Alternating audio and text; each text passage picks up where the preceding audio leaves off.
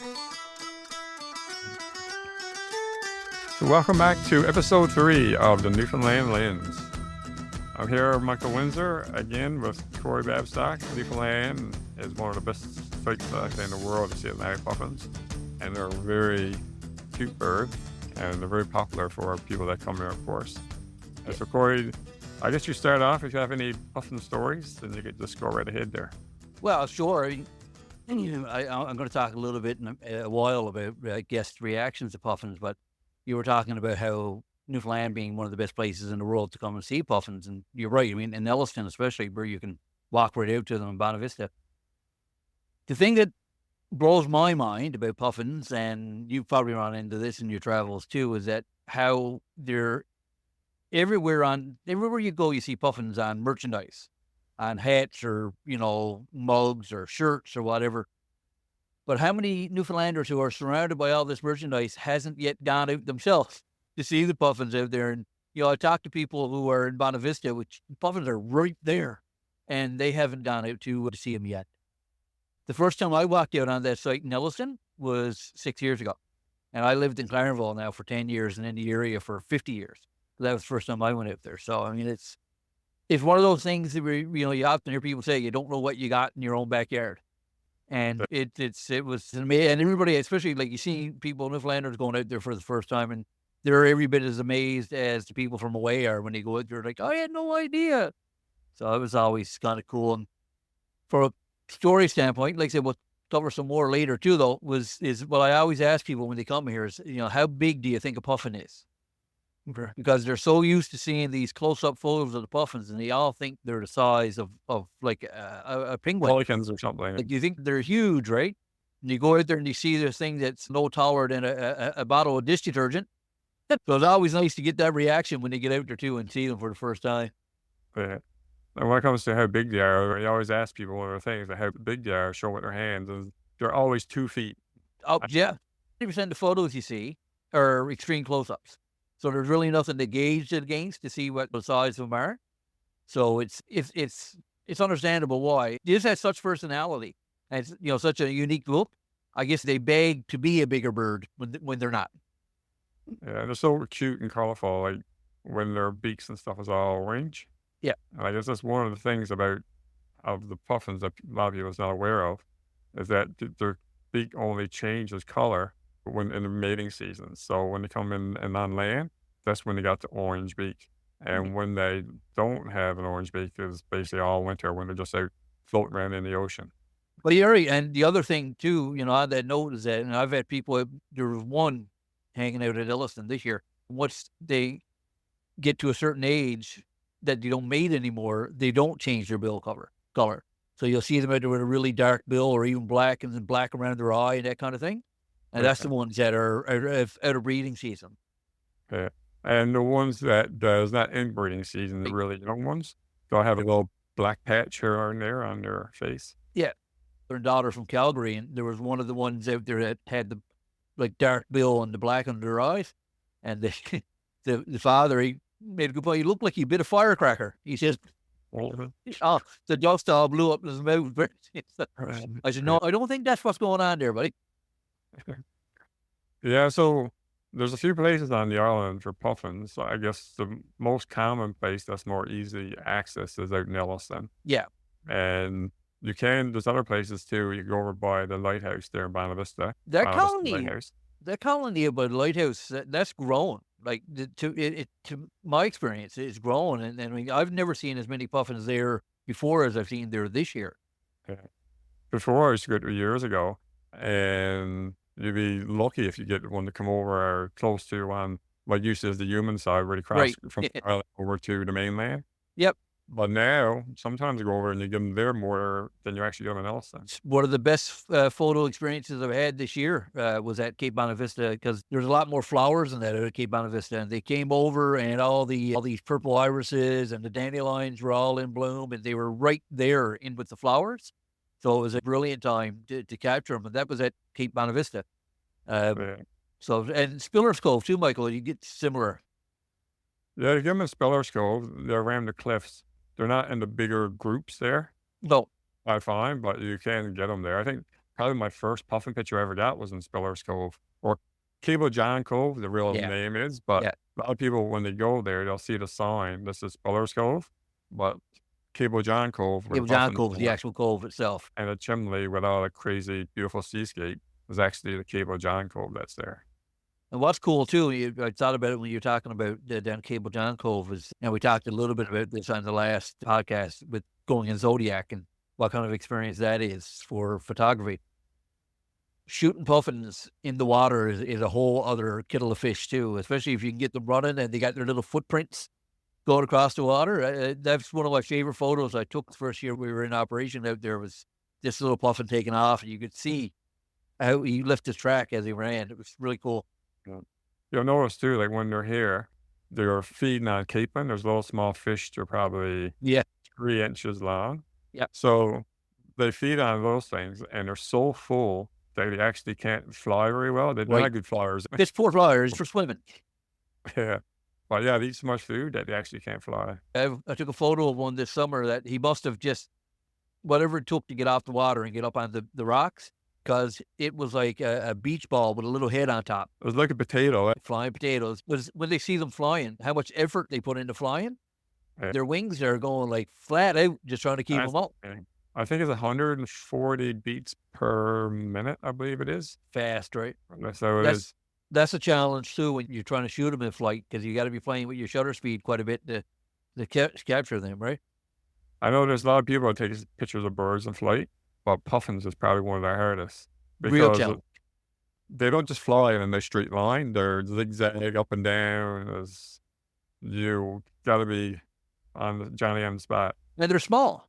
They're so small. You got a big bird, it's easier to track, but they tend to fly in numbers too. That's what I found. Now I'm shooting with you're shooting with the R5 as well.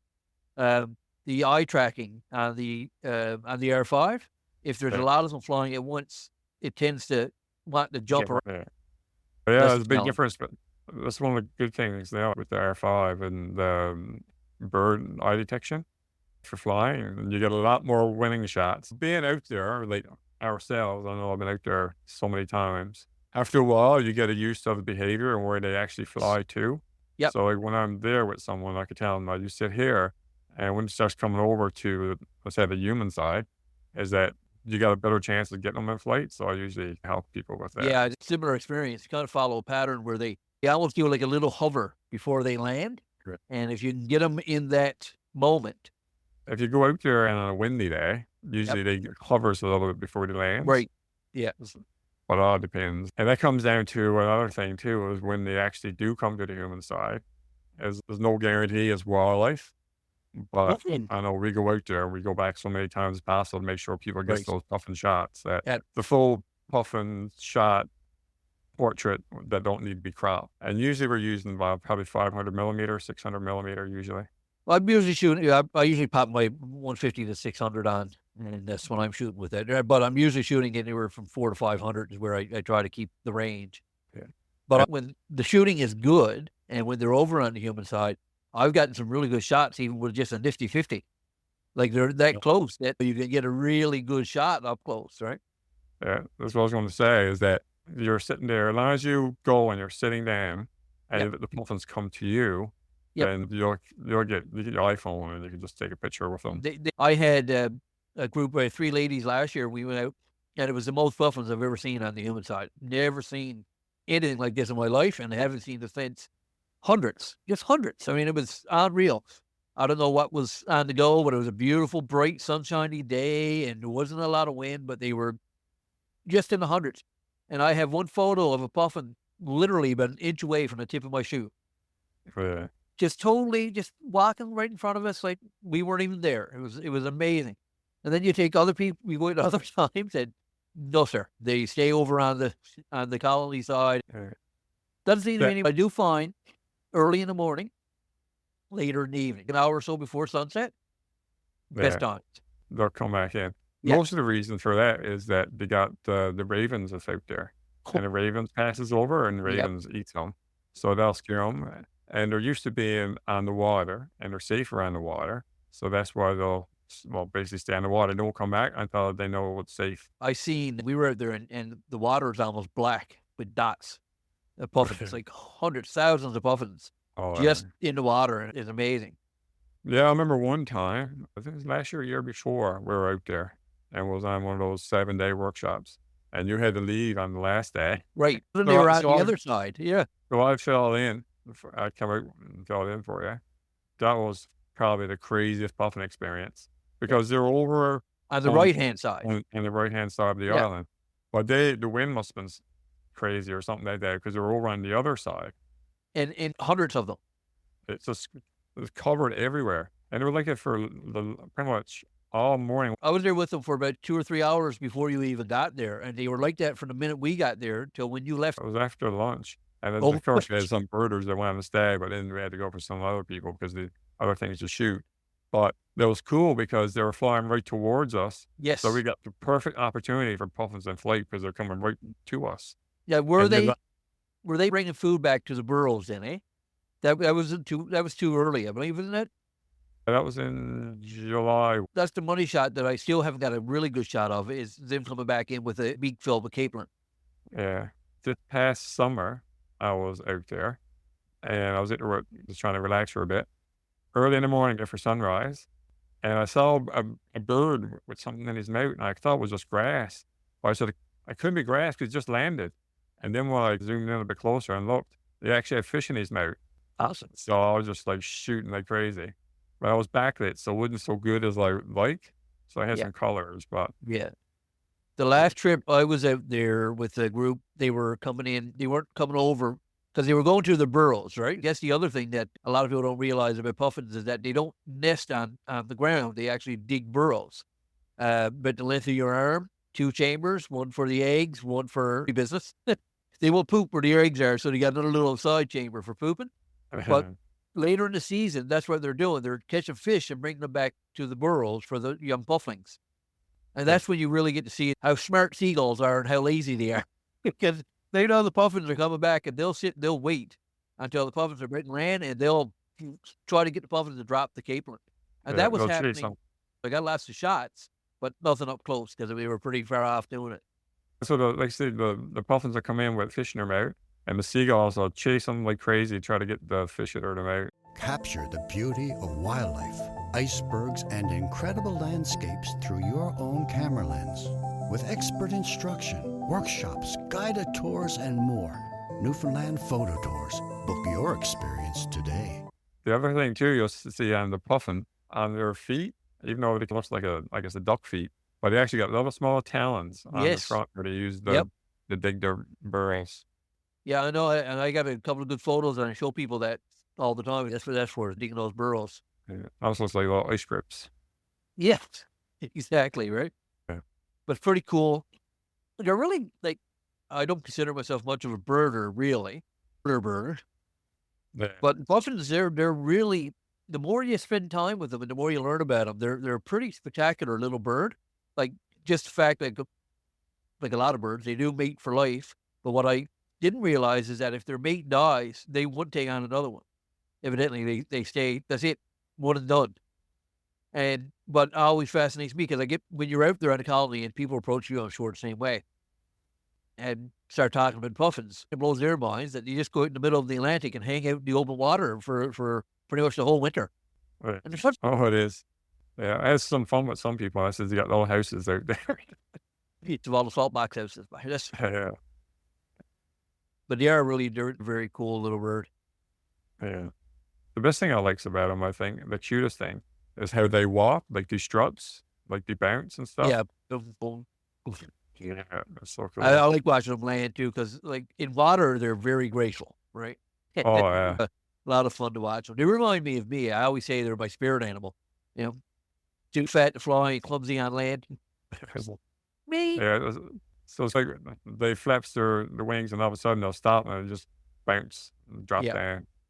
And it's really cool to watch them interact with each other too. They do that whole bill thing where they kind of The billing. Bill's really interesting. For anyone who don't know, when the puffins actually get there, they come here usually May, right? Usually the end of May, they'll start showing up. May 24th weekend is usually a good marker. Yeah. That's Victoria Day.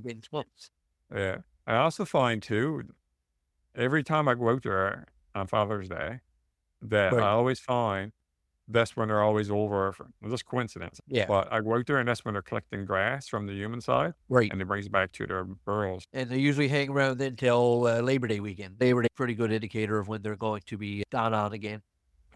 Around middle September, you might get one or two if you're lucky if you want just to see one. Yeah. But if you really want to be there when the action does happen, it's July. July. And Yeah. June. And Yeah. I guess it's good too, right? That's good too. But I got to say, if you're planning a trip to Newfoundland, June and July, because the whales are on the go, icebergs could be on, puffins are on the go. It's kind of like the perfect mish of everything happening all at once. That's when we have our photography tours is the second week in July because that's what I find is basically everything is there. It's Right. like Newfoundland is the happy place. It's just so much stuff to do for a photographer. I have not yet had anybody normally say, geez, I wish I could have stayed longer. Or I got to come back, or I'd like to come back at a different time and see what it's like. But this time that you're here now, which is again June, July, this is the magic time. Or else they'll like it there so much I end up buying a house and moving here. That's happened. That's I've had happened. a lot of that, yeah. I've had Looking for a people, place it's to funny, you're driving around and they're looking at the real estate sites, looking at the prices of houses, and they're blown away because the housing prices are really good. Yeah. And it's, why don't more people live here? I said, well, come back in February. Yeah, like I said, when we're out there too, I know we're talking about puffins, but there's so much out there, foxes. And other There's birds. Fox Like things there- out there. yeah, there's so many other birds. Like the guillemots are out there. There's a bunch of different species that hang around out there.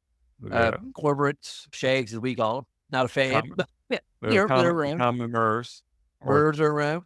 we call them turs. We got our own lingo. This past year, bald eagles have been around a few times. They get the shearwaters. They're out there as well. Yep, lots. And Like, I just want to touch on the foxes. Well, I've never seen as many foxes in my life, young as I've seen this year. yeah, I love taking pictures of foxes, especially when they're really baby, when they still got like that fuzz still left Yes. on them. Yeah, almost like a halo around them from the Yeah. fuss. Yeah, a lot of fun. So maybe, talking about what we like to shoot, maybe we should talk about a little bit more about how we shoot them for anybody who's interested.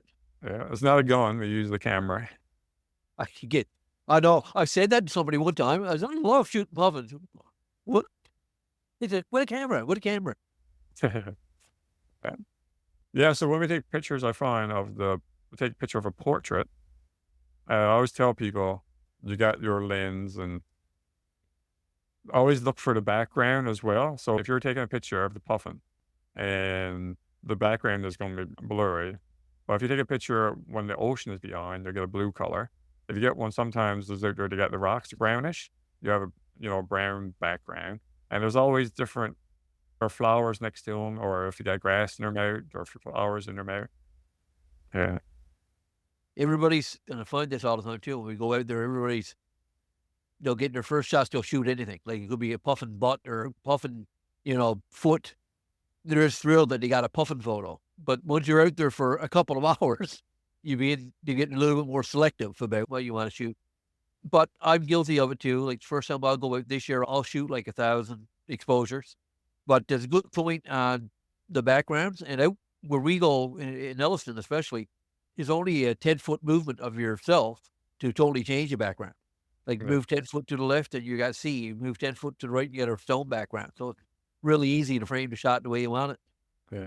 There's one actually, I got a few. Look, when the sun is shining and if you got a rock and the water's crashing over it, you'll get some greens. Yeah. So then I even try to get the puffin lined up with that. So you get that kind of aqua kind of color to it as well. That's pretty cool. Really nice to shoot at sunrise out there. Yeah. It's just fantastic. I got some, one of the last couple of years, I think, I started getting some silhouettes. So, because you get the backlight coming up, so you get like the silhouette of the puffin. And that's pretty cool. With those silhouettes is the way their bill right around the edge is transparent. So you get that was like an orange halo right around the bill, and the rest of it is a solid silhouette. And that's just cool because everyone is used to seeing puffins when it comes to what they look like. And there's only so many portraits you can get. 100%. Changing them up is always a good thing. I have 2 puffin portraits that people really seem to enjoy, and they're not your typical puffin portrait. One is of a puffin with his mouth wide open, looking right at the camera, so you can see the inside of his mouth. And the other one, you can't even see the puffin's bill. He's kind of got his bill nested into his wing. Yeah. and he's looking right at the camera.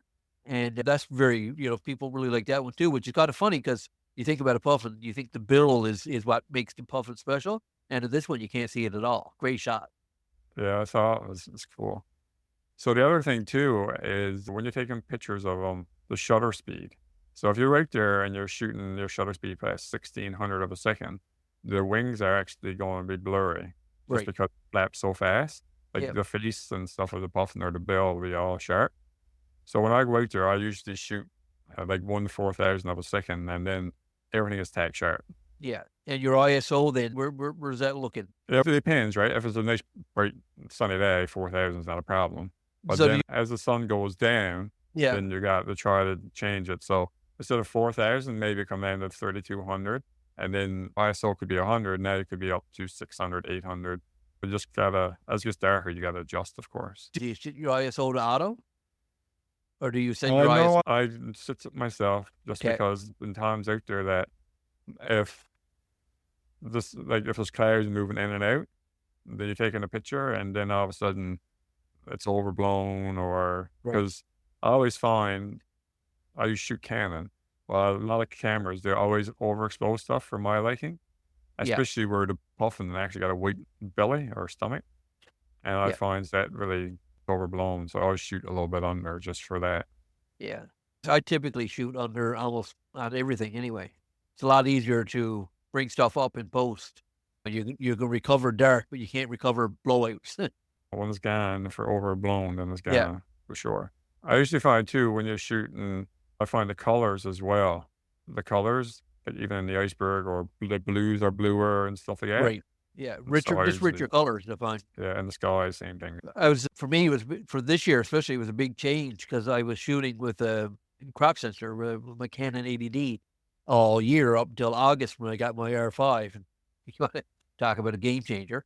Just having those many more megapixels to play with as well. You weren't so concerned on being too close because everybody wants to shot that you haven't got to crop too much. But I find with the mirrorless camera, you got a little bit more to play with if you do have to crop. And that was a game changer for me for a lot of bird photos, especially. Yeah. And I sit down and talk about puffins all night easily. Like, no problem. I love this. I never thought I'd get to a point where I'd be hammered with a little bird. But such it is, I can't wait to see the reactions of people this year for the first time seeing them. Because that's as much fun as anything, seeing people react to them, right? Oh, absolutely. People as they're going to, I would say, better than Disneyland. People see them, they're like, wow. When it gets a picture, they're just over Yeah. the moon. I've had people who just came back from, doing a shoot in Africa, like shooting lions and tigers and elephants and losing their minds over the puffins. And I'm like, man, we're pretty lucky. We're Yeah, sure. pretty. The other thing I want to mention now, Michael, because we forgot to do it last time, was to make sure people know to subscribe to us. We're on Apple Podcasts and Spotify, every other podcast provider, and YouTube as well. So click the link down below to subscribe there so you get notifications. We're going to be trying to do this every week, but it'd be nice to be able to get notified when they do come down. And shoot us some questions. We'd love to hear from you guys. And if you have any specific questions with Newfoundland photography, visiting, what it takes, more than happy to help you out. For sure. And next week, we'll go into Wales as my favorite thing to photograph in the world, my happy place. I'll have a good story for that one about something that happened this past summer. So Yeah, but stay tuned for that one. So as we sign off here again from the rock, keep your eyes on the horizon and your heart in Newfoundland. till next time. Bye.